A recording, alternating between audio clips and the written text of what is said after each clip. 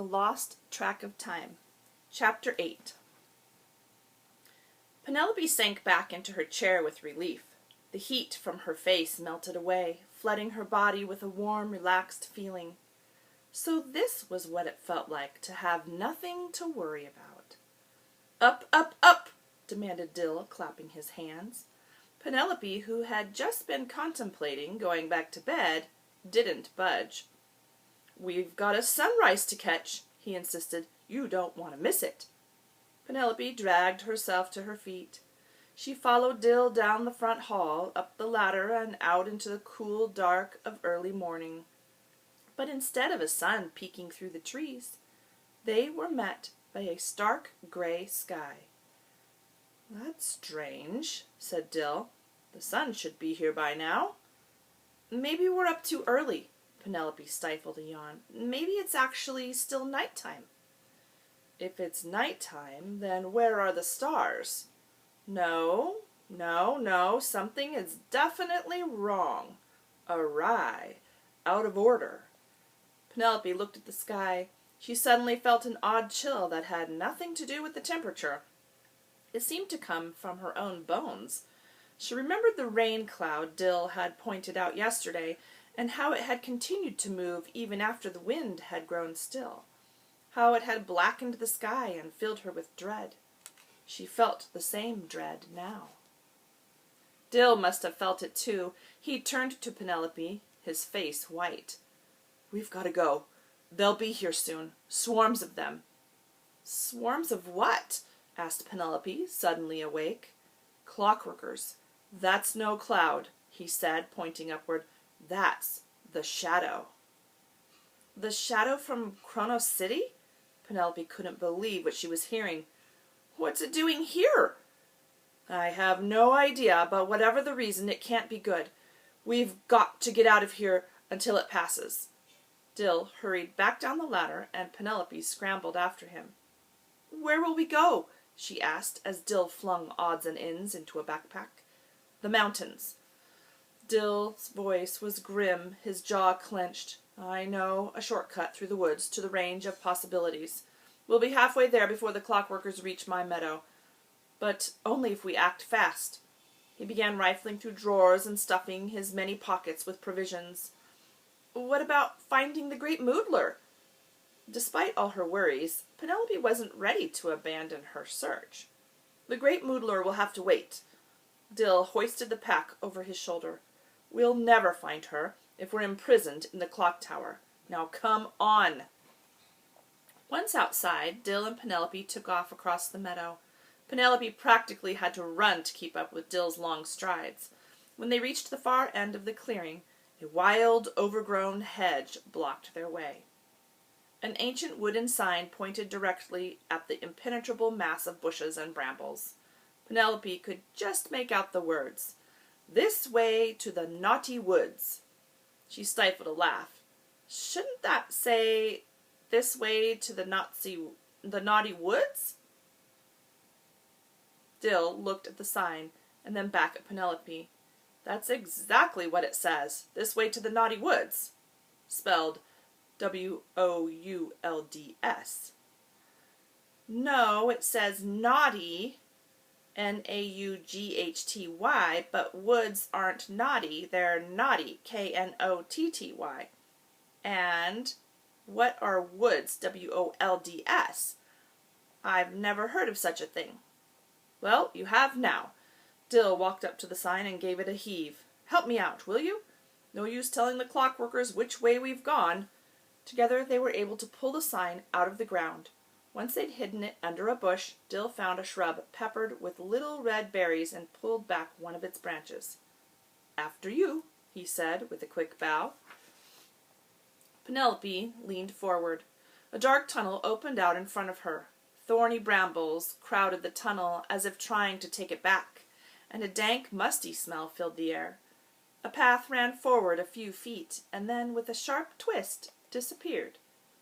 "Are you sure this is the right way?" she asked, looking up at Dill.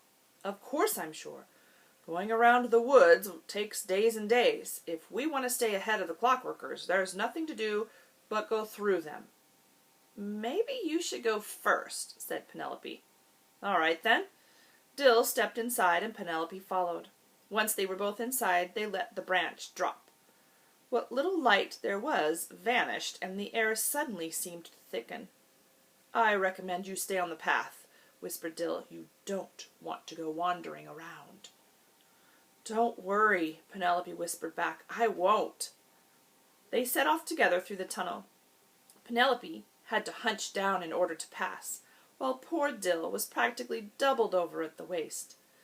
Branches caught their sleeves and hair like long fingers, and they often had to stop and untangle themselves. Even though the hedge seemed determined to block their path, it eventually opened out into an ancient forest packed with trees. Gnarled branches drooped down across their way, and moss hung from every surface. Faint strips of dusty light illuminated the path, which was nearly hidden under a carpet of decaying leaves. Dill led the way through the woods, humming and pointing out patches of mushrooms growing here and there. Some were light with dark spots, others were dark with light spots, but most were a dull yellow color with strange fleshy warts. A very few were a translucent white with bright orange underneath. These were Penelope's favorites, but Dill cautioned her against touching them. "Those will give you an incurable case of the hiccups," he said, and then returned to his humming. Every so often Dill would stop to examine the mushrooms, and once or twice he plucked a smaller whitish one, tucking it into one of the pockets covering his jacket. "Just a little something for later," he explained. "Ever tried mushroom and halibut goulash?" "No," said Penelope, hoping she never would. "How about acorn and mushroom pâté?" "No." "Mushroom loaf with horseradish sauce?" "No." "Pickled mushrooms with prunes?" "Definitely not." Dill shook his head. "You don't know what you're missing." "How do you know so much about mushrooms?" Penelope asked. "How come you know so little?" "I never paid attention to them, even in science camp when I was supposed to. I thought they were gross," admitted Penelope. "Mushrooms are not gross. They're wonderful, fabulous, absolutely marvelous. Back when I was searching for the remote possibility, I would have starved if it weren't for mushrooms. No matter where I was, I could find a mushroom or two to eat. When I returned from my adventure, I decided to grow them myself. That's why I've come up with so many recipes. I could eat mushrooms for breakfast, lunch, and—" Dill suddenly stopped, and his voice dropped to a whisper. "Do you see what I see?" Penelope lowered her voice as well. "What?" "There! Look at the foot of that tree, the big one, far in the distance." Penelope could see a cluster of tall, thin trees to her right. Beyond them stood an ancient oak with a trunk as big around as a house. Something glowed faintly among the oak's huge roots. "What are those glowing things?" she asked. "Mushrooms. Very rare, very delicious mushrooms. Stay right where you are. I'll be right back." Dill stepped off the path and darted through the trees. "Where are you going?" Penelope called after him.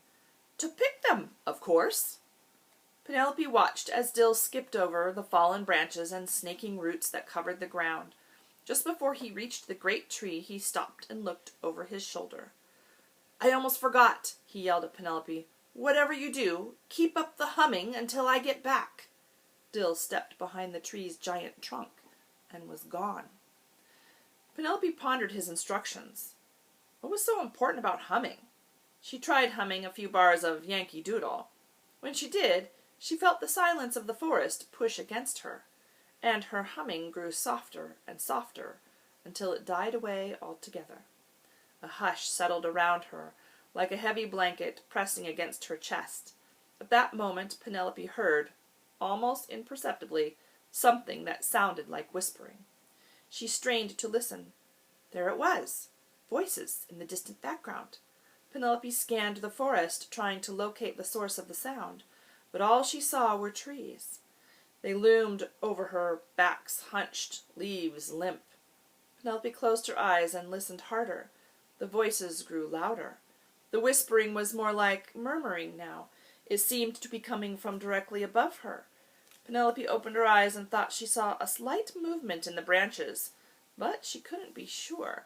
She suddenly had the feeling she was being watched. That's when the voices started in earnest.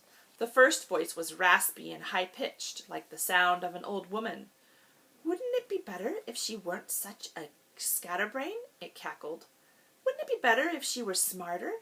said a second voice, much like the first. "Wouldn't it be better if she were more organized?" chimed a third. "Wouldn't it be better if she were more efficient?" said the fourth. "It would! It would!" they all exclaimed together. Penelope stood very still, listening. Were the voices talking about her? She looked back up at the trees. There it was again, that little flicker of movement that disappeared when it caught her eye. "I think we can all agree," said the fourth voice, louder than before, "that if she weren't such a scatterbrain, she would be more productive. She would be more useful. She would be more successful. She would be more competitive." Penelope's mouth dropped open. They were talking about her, but who exactly were they? She felt a sharp branch, or was it a finger, graze her back. Penelope whirled around. There wasn't anything there except a tree. Was it closer than before? She heard a snickering sound behind her and spun back to face the way she'd come. The tree in front of her was closer too. All the trees looked like they were leaning over her, pushed by a strong wind, except there was no wind. The air was perfectly still. Just then the voices started again, and this time they were screaming. "If I were you, I would be ashamed of myself. I would be embarrassed to show my face in public. I would never leave the house." Penelope tried to run away, pushing against the branches that now blocked her path. In an instant the earth shifted underneath her, and several long, dark roots crept up and around her feet. She kicked at them, and they recoiled, only to snap back and wrap tightly around her ankles. Once Penelope was anchored to the ground, a thin layer of moss sprouted over her shoes and began to move up her legs. The voices were laughing now, a horrible screeching sound. Penelope brushed desperately at the moss, trying to knock it away, but it only crept higher. Penelope's knees buckled and she slid to the ground. But when she did, the roots leaped up and wrapped around her wrists. Penelope tried to pull her hands free, but the roots were too strong. They held her down as the moss moved around her waist, creeping higher and higher with each second. Penelope squeezed her eyes closed, fighting back tears. Screams and cheers ricocheted through the forest until, "Hush!" Penelope's eyes snapped open. Dill was standing over her, shaking his fists at the trees. "Mind your own business. You're nothing but a bunch of bullies," he shouted. To Penelope's complete surprise, the trees fell silent and slowly began to melt back into the forest. Their roots, which had so firmly grasped Penelope, recoiled from her wrists and ankles. Dill knelt down beside her. "Are you all right?" he asked. I think so," she stammered. Dill helped Penelope to her feet and began brushing moss and leaves from her clothes. "The trees are really quite pathetic. If you stand up to them, they'll just go away. If you don't, they'll ensnare you in their chatter. Wouldn't it be better if she were this? Wouldn't it be better if she were that? Those woods are troublesome, nasty, very naughty." "So that's what you meant by naughty woods," said Penelope with a shaky laugh. "Now I understand. Why didn't you warn me?" "I didn't want to worry you," said Dill, "and really there's nothing to worry about." "There's not?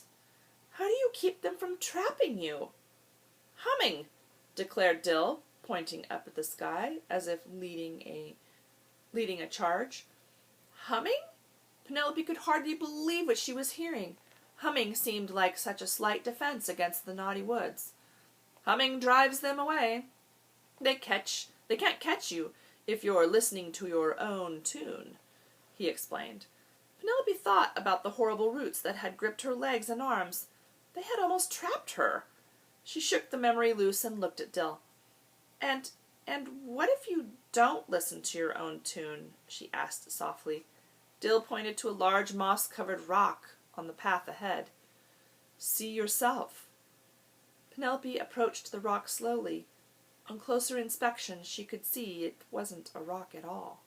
She could just make out a hunched figure, anchored to the ground by moss, its features turned to stone. "That's a person!" cried Penelope. "Indeed it is," said Dill, joining her alongside the figure. "What happened to him?" "He listened to the trees, and believed them." Penelope took a step back. "So did I," she thought, her heart thumping. Dill must have read her mind.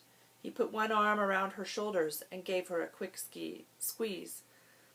"What are friends for if they can't help keep the naughty woods at bay?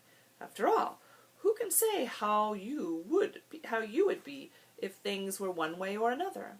All we know is how you are, and how you are exactly is how you're meant to be." Penelope stared up at Dill. He made a sound so simple. The way she was exactly how she was meant to be. It was the naughty woods that were twisted and flawed. Her heart slowed its thumping, and she smiled. Dill smiled back, and then adjusted his coat with a brisk tug. "Ready?" he asked. "Ready," said Penelope. Dill set down the trail, humming. This time Penelope joined in. That's the end of chapter 8. See you next time.